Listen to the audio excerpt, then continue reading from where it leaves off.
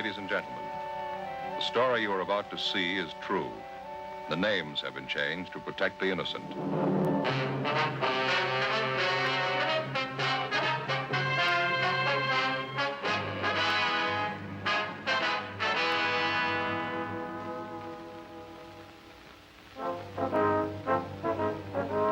It was Tuesday, December 21st. We were working the night watch out of traffic division, hit-and-run felony detail. My partner's Frank Smith. The boss is Captain Calfee, Commander AID. My name's Friday. An elderly woman and her 9-year-old grandson had been struck down by a speeding truck. The woman was killed instantly. The hit-and-run driver escaped. We had to find him.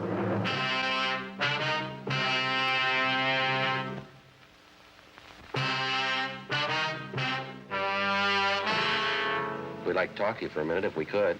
Well, fine. Would you like to step inside? Yes, ma'am. Thank you.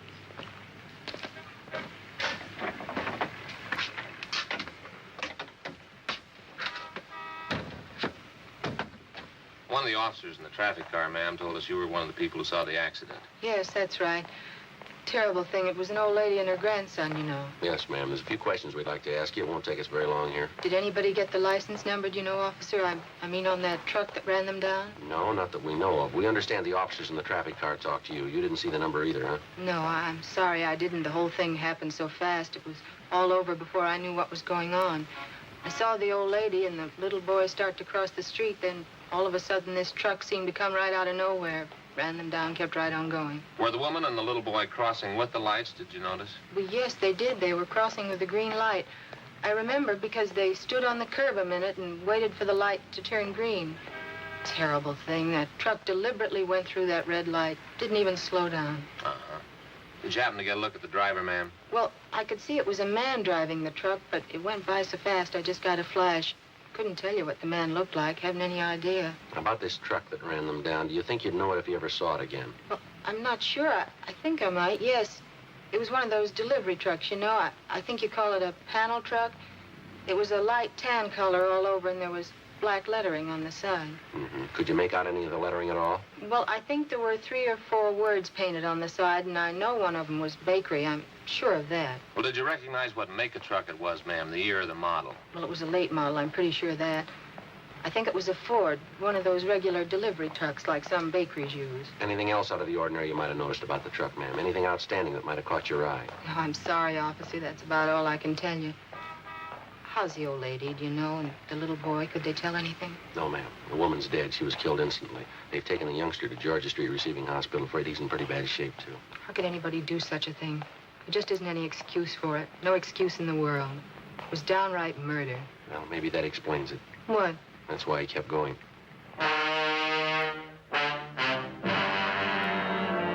11:35 p.m. Frank and I finished interviewing the cashier in the theater box office, and then we called the office and had them get out a supplementary broadcast and an APB on the description of the hit-and-run vehicle. We went back across the street to the scene of the accident where the officers in the T-car, along with the crew from the crime lab, were finishing up their preliminary investigation.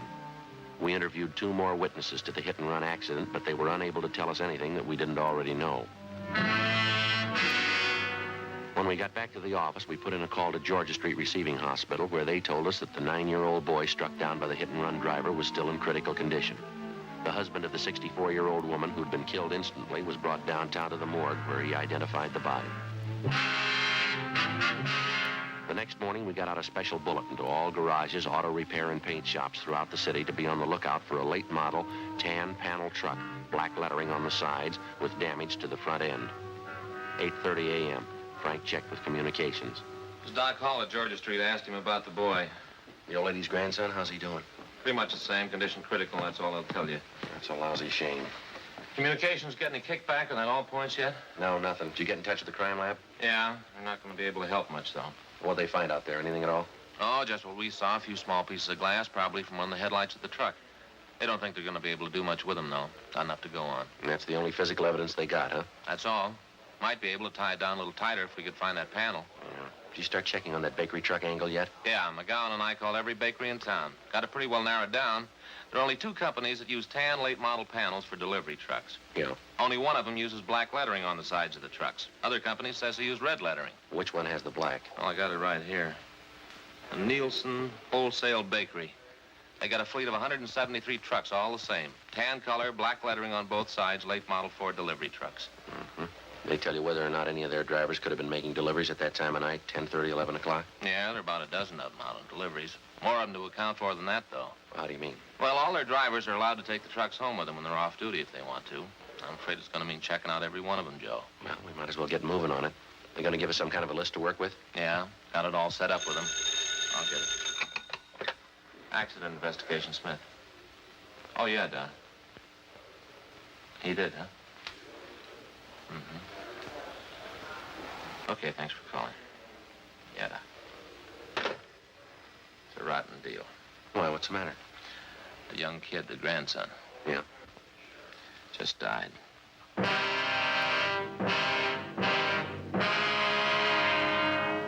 Many times and on many different occasions, the police officer has it proved to him that there can be very little difference between a crime of neglect and a crime that's been willfully premeditated.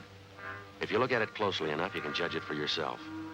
How much difference, for example, as far as moral guilt is concerned, is there between the following? Number one, a man who plans a killing, takes up a gun, finds his victim and shoots him to death. Or number two, the man who thinks he has to look out for no one's welfare but his own, gets behind the wheel of a car, disregards the ordinary rules of safety, and proceeds to commit homicide with a motor vehicle. Oftentimes, the crime masquerades under the guise of an accident. Morally, no matter how you spell it, it adds up to murder just as surely as if the person had taken a gun and shot his victim down. The way it looked to us, the hit-and-run killing of the elderly woman and her grandson was a prime example. Wednesday, December 22nd, Frank and I began checking out the delivery trucks owned by Nielsen's Wholesale Bakery. Late that afternoon, we located one of the trucks with recent damage to the front end. We checked and found the driver's name was Arthur V. Singer. We drove out to his home to interview him. No, I wasn't working last night, officer. I was off. What's it all about? Did you spend the night at home, Mr. Singer, or were you out? I was home part of the time. After dinner, I went downtown and did a little bowling. Our neighborhood team bowls every Tuesday night. Where's that, sir? The place downtown. It's on West 7th. We got a pretty good team. Mm-hmm. Did you drive down, Singer, or did you take the bus? No, I drove down. Had the company truck with me. They let us use them when we're off duty. We pay for the gas. Did you drive down by yourself, or was there someone else with you? No, I was alone. The other boys had their cars. When'd you leave the bowling alley, you remember? Oh, about 10:15, I'd say. How'd you drive home, Singer? I mean, what route did you take? I drove straight out West 7. Got to Coronado. Came over Coronado to the house here. What do you want to know? What time did you get home? About 11:15. Say, this wouldn't be about that little scrape I had last night, would it? What was that? Oh, down at 7th and Grandview, right by MacArthur Park there. The old guy in the car ahead, he stopped fast right in front of me. Didn't even signal. That right? Yeah, almost plowed right into him. Lucky I was watching, slammed on the brakes, turned in toward the curb. You should have seen it. I clipped the headlight and the right fender off against a telephone pole. Had to take the truck in this morning, get it fixed up. Are there any witnesses to this accident you had, Singer? Yeah, half a dozen people saw it. Did you get any names and addresses? Well, no, I didn't. I was so teed off about the whole thing, I guess I didn't think about it. Is there anyone at all we can check with? Anybody to corroborate your story? Just the old guy in that car. Sure was a lousy driver. I really chewed him out. You get his name and address? Well, no, but I took down his license number. I wasn't going to pay for the damages. He admitted it was his fault. I see. Do you mind giving us that license number? Well, no, if I can find it. I wrote it down on the back of an old envelope, and I thought I put it in my jacket, but when I looked this morning, it wasn't there. It's around someplace, though. I'll check around again before I leave for work. It's bound to turn up. I'd like to have you look for it right away, Singer. It's pretty important. Look, I don't think I get it, officer. What's this all about, anyway? Preliminary investigation. You want to see if you can find that number for us? Well, why? What's it have to do with an investigation? I didn't do anything. That old man, it was his fault. A bakery truck was involved in a serious accident last night, same kind you were driving. Afraid you're going to need an alibi, Singer. An alibi? I don't know what you mean. Why do I have to have an alibi? Well, you just take my word for it. You need one. Well, why do I need one? 2 reasons, mister. Yeah? A 9-year-old boy and his grandmother.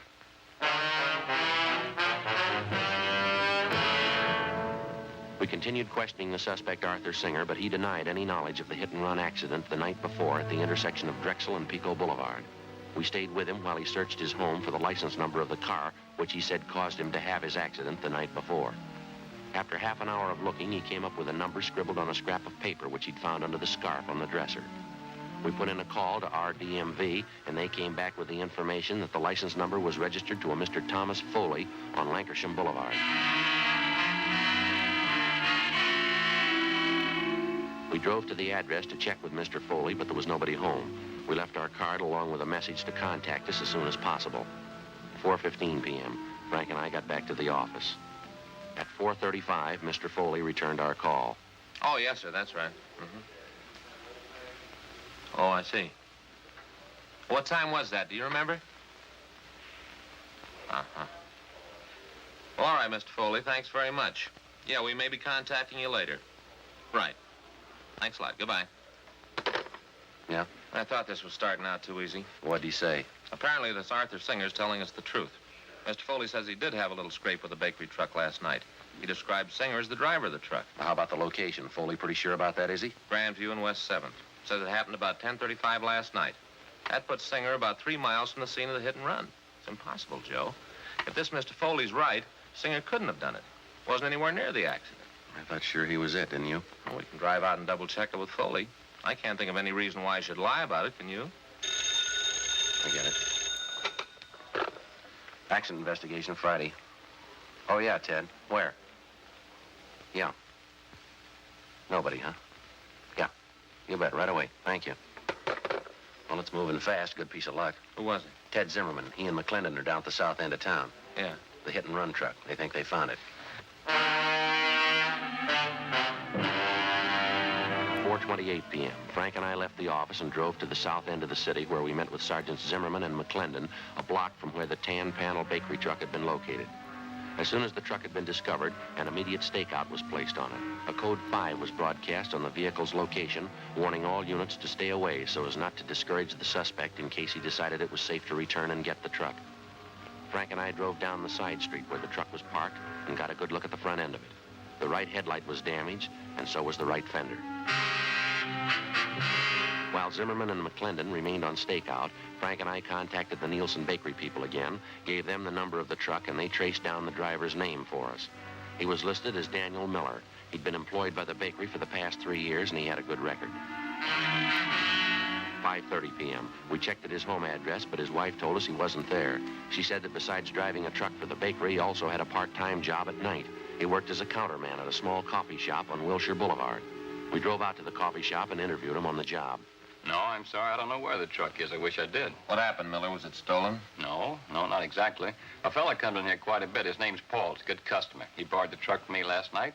Said he'd only be gone an hour, and I haven't seen him since. Where does this man live, this friend of yours, Paul? Well, to tell the truth, I don't know. He's a good customer. He comes in quite a bit at night when I'm working. I've got to know him pretty well. He asked to borrow the truck for an hour. Didn't think much about it. I let him have it, and I haven't seen him since. Is anything wrong? What's this Paul's last name, do you know? No, I guess I don't. Never thought to ask, as a matter of fact. Guess I never had any reason to. About what time was it last night when you loaned him the truck? A little after 8 o'clock, I think it was.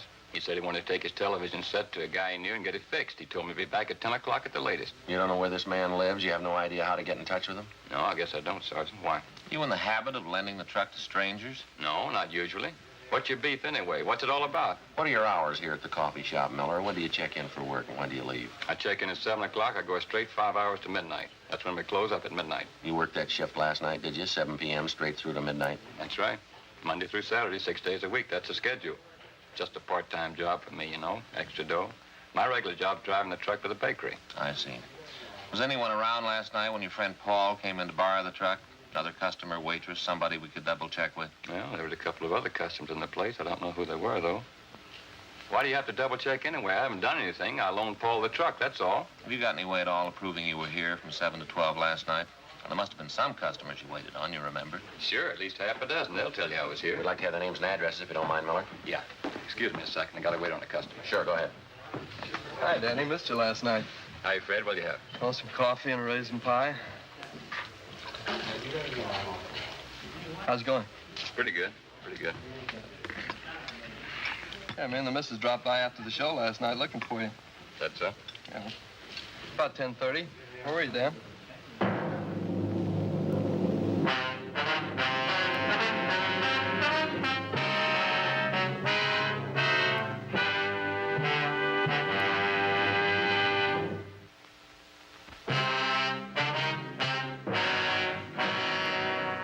.15 p.m., Wednesday, December 22nd. We continued questioning the hit-and-run suspect, Daniel Miller, for a full hour, but he seemed to be unable to account for his time the previous night. His first story was that he'd been on duty behind the counter in the coffee shop without a break between the hours of 7 p.m. and midnight. Then, after the customer entered and disclosed that he was in the coffee shop at 10:30 the night before and that Miller was nowhere about, the suspect switched his story. He said he thought that he had left the coffee shop briefly for about 15 minutes between 10:30 and 10:45 p.m. to run down the street to a hotel to say goodbye to some friends of his who were leaving for New York. We checked the hotel, but they didn't know Miller, and they hadn't seen him the night before. They were sure of it. The questioning of the suspect continued, but he made little or no sense at all. Apparently, he was piling up lie after lie in an effort to cover his tracks before and after the hit-and-run murder the night before. 7:48 p.m., Frank and I pulled Miller off the job at the coffee shop and took him downtown to the office. I'm telling you it's the truth. I wasn't in that truck last night. I wasn't in an accident. I don't know what you're talking about. Then give us something to go on, Miller. You've handed us 3 different stories so far. Not one of them strong enough to hold water. I'm telling you the truth. What are you trying to hang this on me for? I didn't have a wreck and I didn't kill anybody. Why are you picking on me? Because you don't make sense, mister. You're trying to sell us a story and you haven't got an ounce of proof to back it up. That bakery truck you're responsible for is the same truck that killed that old woman and the little boy. Now, you either come up with a solid story we can check on or you're going to be resting your back in Maine jail. Listen, call Bill Jackson. He's a good customer. He was in last night, I think. He'll tell you. Go ahead and call him. He'll back up what I say. What's his number, do you know? Yeah, I got it right here in my wallet. Bill will tell you. Here it is. Hollywood 08121. Okay, thanks.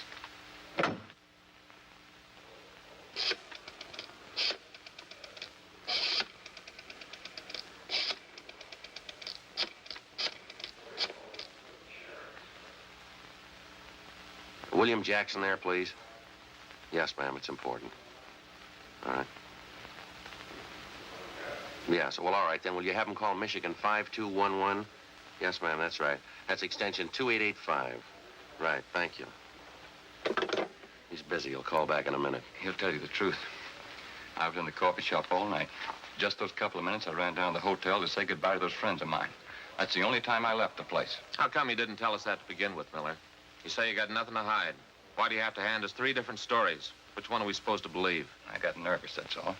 When you first came in and started to ask questions, I didn't know what it was all about. I didn't know there was any trouble. I just loaned the truck to this guy Paul as a favor.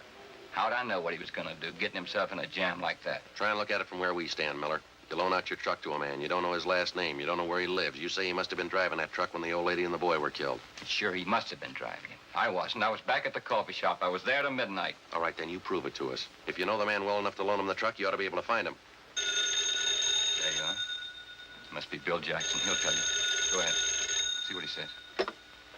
Accident investigation Friday. Oh, yeah. Yeah, Mr. Jackson. This is Sergeant Friday. Yes, sir. Uh-huh. I wonder if you tell me if you know a Daniel Miller. Miller, yeah. Well, when's the last time you saw him? Would you remember? I see. The place where he works, the coffee shop? Yeah, well, were you there last night by any chance? Did you see Miller in there? You're sure? Uh-huh. Yes, sir, I see. No, thanks, no. That's all for now. We'll contact you later on. Yes, sir. Thank you. Bye. He told you, didn't he? Is that enough for you? He says he hasn't been in the coffee shop for 3 days.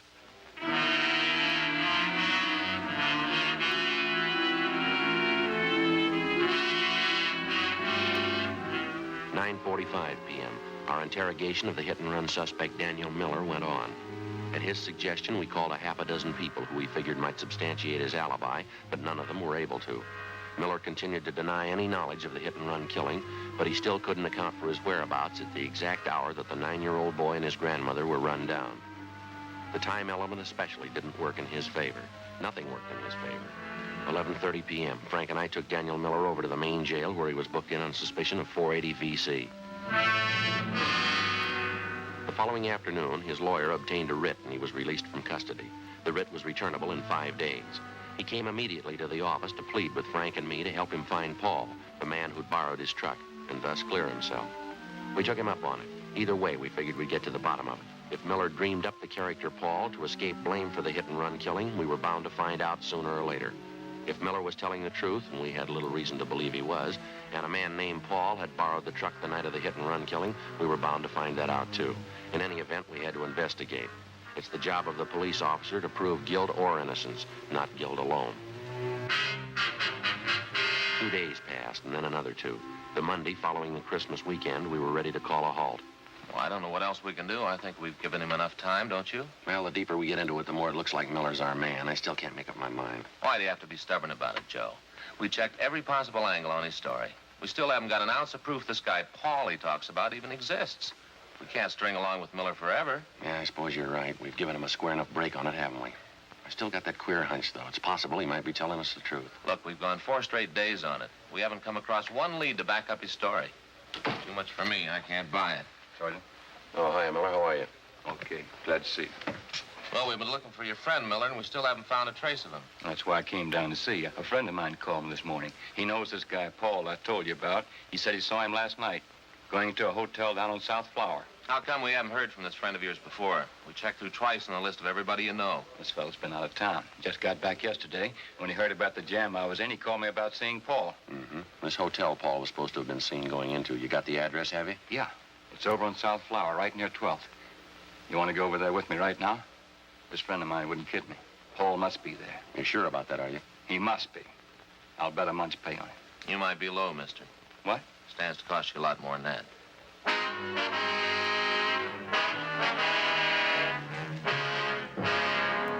We went up to the 3rd floor to room 318, but the man registered as Paul Barton wasn't in. He'd left no word at the desk as to when he'd return. We sent Miller home and told him to wait for our call.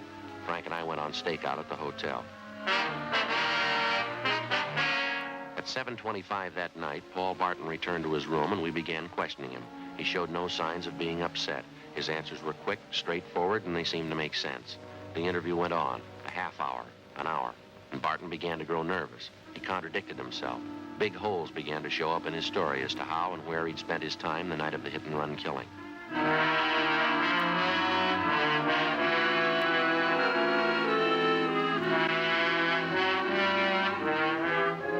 8:45 p.m. Frank and I took Barton back to the office. We'd called Miller at his home. He was asked to come downtown as soon as possible. Meantime, we checked Paul Barton through R&I, and the questioning went on. You're a little mixed up about that, aren't you, Mr. Barton? I thought you said you went to that bar downtown about 10 p.m., and then you went to visit at your sister's house. Now you tell us you went to your sister's house first, then you went to the bar downtown. Now, which is it? That's getting a little high-handed, isn't it? Why do I have to account for my time to you? If it wasn't important, we wouldn't be asking you. I think you know that. I don't know anything of the kind. You're trying to take advantage of me. That's the only impression I get. I think I've answered enough of your questions. I'm going back to the hotel. Just a minute, Barton. One more thing. Yeah? The last time you were arrested for a traffic violation, you want to tell us what the charge was? What? I think you heard me. Well, that was a year ago. I was driving a little too fast going on Beverly Boulevard. What's that got to do with it? Our record bureau says the charge was drunk driving. Your license was revoked. Well, so what? I haven't been driving. I haven't been near a car. What about last Tuesday night? Huh? Last Tuesday night, you do any driving then? No, of course not. Sure about that, are you? You're not trapping me. I've answered all your questions. I'm getting out of here. Just stay put, mister. You're not going anyplace. All right, Frank, you want to check outside, see if they brought Miller in yet? Yeah, sure. Thanks. You can't keep me here. It's illegal. You got nothing to hold me on. Well, then you got nothing to worry about, have you? We got a guy by the name of Miller coming in. He says he thinks he knows you. Miller? I don't know any Miller.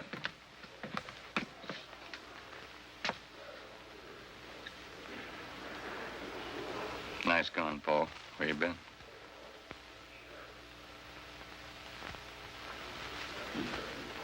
I said, where you been? What'd you do with the truck? Why, you two... Sit down. I didn't do it. I didn't do a thing. You can't prove it. You can't prove I did. They're gonna prove it, Paul. I'm gonna help them prove it. You sure been a real good friend. Oh, give me a break, Danny. I didn't mean it. Honest, I didn't mean it. I loan you the truck, you get boozed up, you run down the little kid and the grandmother. Then you take off, leaving me holding the sack like I did it. I didn't mean it, Dan. It was an accident. I wasn't boozed up. Yeah, you're a real good friend. I hope you get it in the neck. I hope you get it with both barrels. It's not true, Sergeant. I wasn't boozed up. I only had 2 drinks. Believe me, that's all I had. Yeah. Well, I couldn't have been drunk. It doesn't affect me that way. 2 drinks never hurt me. They never hurt me. I can prove it. Don't prove it to me. What? That little boy and his grandmother, they buried him this morning. You go ahead and prove it to them, mister.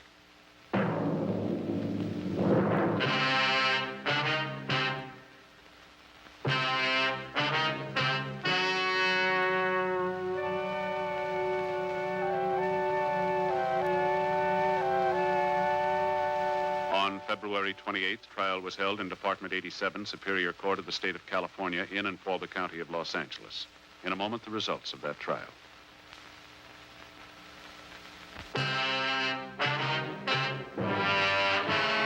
The suspect was tried and convicted of violation of the State Vehicle Code, Section 480, a hit-and-run felony, which is punishable by imprisonment in the state penitentiary for not less than 1 nor more than 5 years.